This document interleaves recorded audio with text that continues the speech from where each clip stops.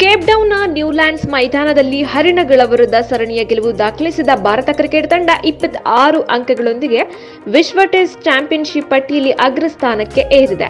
Test championship ಅಂಕಗಳಲ್ಲಿ ದಕ್ಷಿಣ ಆಫ್ರಿಕಾವನ್ನ ಹಿಂದಿಕ್ಕಿ ಭಾರತ ಮೊದಲ ಸ್ಥಾನ ಪಡೆದಿದ್ದು, ಸೆಂಚುರಿಯನ್ನಲ್ಲಿ ಭಾರತ ವಿರುದ್ಧದ ಸರಣಿಯ ಆರಂಭಿಕ ಪಂದ್ಯದಲ್ಲಿ ಜಯ ಗಳಿಸಿದ ಬಳಿಕ ದಕ್ಷಿಣ ಆಫ್ರಿಕಾವು ಅಂಕಪಟ್ಟಿಯಲ್ಲಿ ಅಗ್ರಸ್ಥಾನ ತಲುಪಿತ್ತು. ಬಳಿಕ ಕೇಪ್ ಡೌನ್ನಲ್ಲಿ ಸೋಲಿನಿಂದ ನ್ಯೂಜಿಲೆಂಡ್, ಆಸ್ಟ್ರೇಲಿಯಾ ಮತ್ತು ಬಾಂಗ್ಲಾದೇಶದಂತೆಯೇ ಹರಿಣಗಳ ಗೆಲುವಿನ ಶೇಕಡಾವಾರು ಪ್ರಮಾಣವು 50ರಷ್ಟು ಕೆಳಗೆ ಇಳಿದಿದೆ. ಸರಣಿಯಲ್ಲಿ 0-1 ಹಿನ್ನಡೆ ಅನುಭವಿಸಿದ ಭಾರತ ಭರ್ಜರಿ ಕಂಬ್ಯಾಕ್ ಮಾಡುವ ಮೂಲಕ ಸಮಬಲ ಸಾಧಿಸಿದೆ.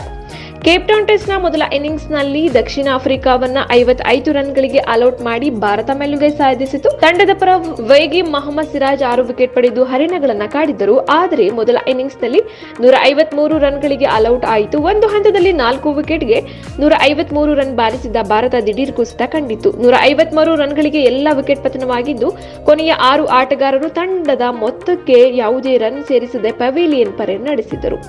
ಬಳಿಕ ಎರಡನೇ ಇನ್ನಿಂಗ್ಸ್ನಲ್ಲಿಯೂ ಕೂಡ ದಕ್ಷಿಣ ಆಫ್ರಿಕಾ ಬ್ಯಾಟರ್ಗಳು ಭಾರತದ ದಾಳಿಗೆ ಸಿಲುಕಿದ್ದರು. ಭಾರತದ ಪರ ಮಾರಕ ದಾಳಿ ನಡೆಸಿದ ಜಸ್ಪ್ರೀತ್ ಬುಮ್ರಾ 6 ವಿಕೆಟ್ ಕಬಳಿಸಿದರೆ, ಒಂದೆಡೆ ವಿಕೆಟ್ ಉರುಳುತ್ತಿದ್ದರೂ ಸರಾಗವಾಗಿ ಆಕ್ರಮಣಕಾರಿ ಬ್ಯಾಟಿಂಗ್ ತೋರಿದ ದಕ್ಷಿಣ ಆಫ್ರಿಕಾದ ಆಟಗಾರ ಎಡನ್ ಮ್ಯಾಕ್ರಮ್ ಅಮೋಘ ಶತಕ ದಾಖಲಿಸಿ ತಂಡವನ್ನ ಇನ್ನಿಂಗ್ಸ್ ಸೋಲಿನಿಂದ ಪಾರು ಮಾಡಿದರು. ಮ್ಯಾಕ್ರಮ್ ಶತಕದ ಬಲ ನಡುವೆಯೂ ದಕ್ಷಿಣ ಆಫ್ರಿಕಾ 173 ರನ್ಗಳಿಗೆ ಸರ್ವಪತನ ಕಂಡಿತು. ಬಳಿಕ 79 ರನ್ಗಳ ಗುರಿ ಬೆನ್ನತ್ತಿದ ಭಾರತ ಕೇವಲ 12 ಓವರ್ಗಳಲ್ಲಿ 3 ವಿಕೆಟ್ ಕಳೆದುಕೊಂಡು ಗೆಲುವಿನ ನಗೆ ಬೀರಿತು. ಶ್ರೇಯಸ್ ಅಯ್ಯರ್ ಗೆಲುವಿನ ಬೌಂಡರಿ ಬಾರಿಸಿದರು.